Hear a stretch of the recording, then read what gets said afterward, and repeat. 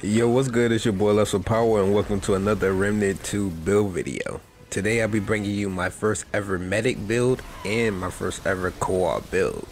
With this build, you'll be basically unkillable. We do have a god roll prism, boundless energy, that's specifically made for the Warden. This allows the Warden's drone to have unlimited energy, meaning the drone has 100% uptime. So we're using the drone heal skill, which is now giving us unlimited healing. We also have 237 health on this build, and we can stretch it over 250. This build also has a decent amount of damage thanks to the Dark Gauntless beam, allowing you to do damage to bosses and take out mini bosses swiftly.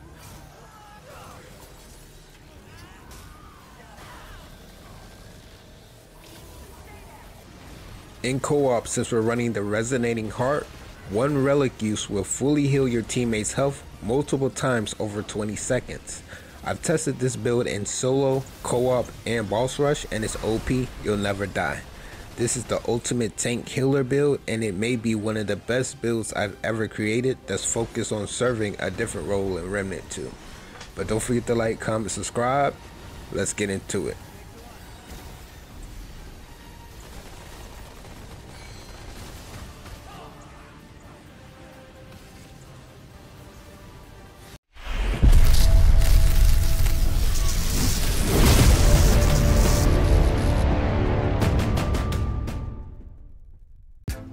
Alright, starting off with the archetypes, we got Medic and Warden, and then we are running the Healing Shield. Wellspring is going to be best if you're running solo with this build, but we got Healing Shield because this is best for co-op.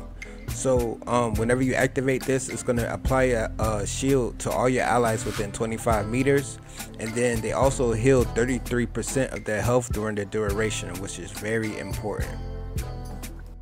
Alright, next we're going to go over the perk Benevolence.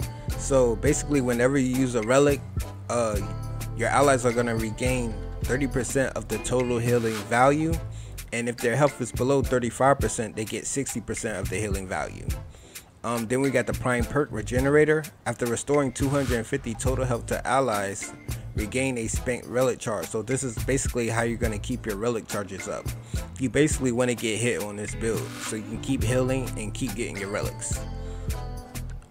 Next we got Drone Heal. So this is going to heal 16.5% of your health every 1 second. And then we do have Balanced Energy, so we got unlimited heals on this build. So when your health drops, your drone is going to start healing you.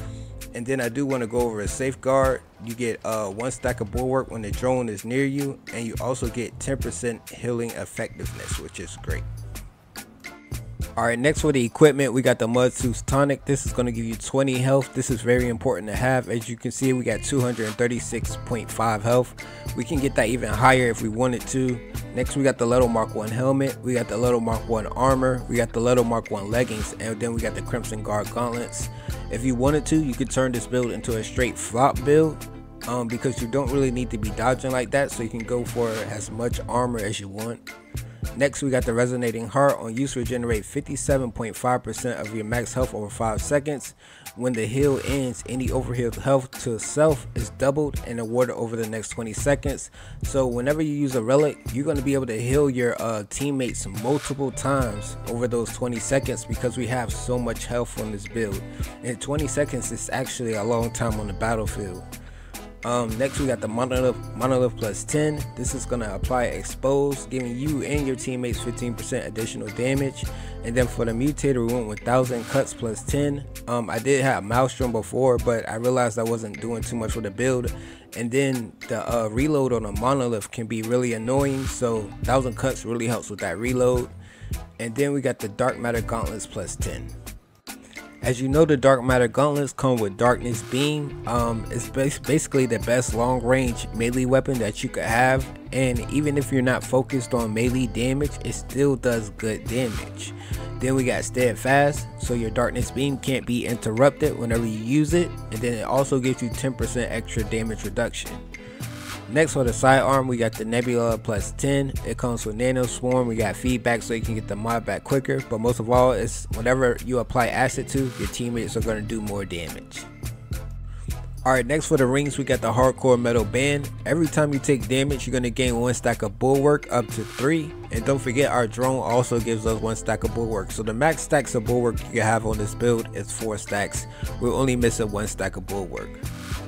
Next, we got the Burden of Divine. All damage dealt is reduced by 15%. Self-healing applies 30% to allies. So basically, right off the bat, we're going to get 60% healing to our allies, and then that's going to increase to 90% whenever our ally is below 35% of their max health. But if you're playing solo, let me just show you what you could use. You can use the Tear of Lydusa. This is going to increase healing effectiveness by 20% and also lifesteal efficiency. Or you can also go with the Ring of Robust. That's going to give you 10 health and 20 armor. Next, we got the Dead King's Memento. This is going to give you 15 health. And then we got the Seal of Empress. This is going to give you 20 health and minus 5 stamina. And lastly, we got the Rusty Navigator's Pendant. This is going to give you 20 health, 20 stamina, and minus 15 armor encumbrance. And the reason why I'm not running the regular Navigator's Pendant is because it actually increases our armor and makes us overweight. As you can see, we become overweight. So the Rusty Navigator Pendant is best if you're going for more lightweight, but if you want to go for a flop build, like I said, you can increase the armor as much as possible. Like I said, you could get the armor over 320 on this setup. Alright, next we're going to knock out the traits. We got Barrier at level 10, we got Fortify at level 10, Gifted is at level 10, we got Vigor at level 10, Triage is at level 10, we got Regrowth at level 10, Expertise is at level 10, Spirit is at level 10, we got Bart Skin at level 10, Revivalist is at level 10 as well. I swapped this out for Swiftness, and then we got Cyphernet at level 10. Alright man, lastly we're going to knock out the fragments. We got health bonus plus 10%. This is very important because when you got over 200 health, that's like 20 health, and we got 230, so we're getting a little bit more than 20 health on this setup just from health bonus. And then we got health plus 10, we got healing effectiveness plus 15%. Next we got explosive damage plus 10%. I wish I could swap this out for another health bonus trait. This build would be, it's already perfect, but this shit would be perfecto if I had that. Next we got Warrior for melee damage and total melee speed. We got Meta for weak spot damage and critical hit damage. We got Rogue for melee critical hit chance and evade speed. And then we got Tank plus 10 for armor bonus and damage reduction. And lastly we got Boundless energy, which gives your drone unlimited energy. But that's the whole build. Don't forget to like, comment, subscribe. I appreciate all you guys for coming through. Deuces.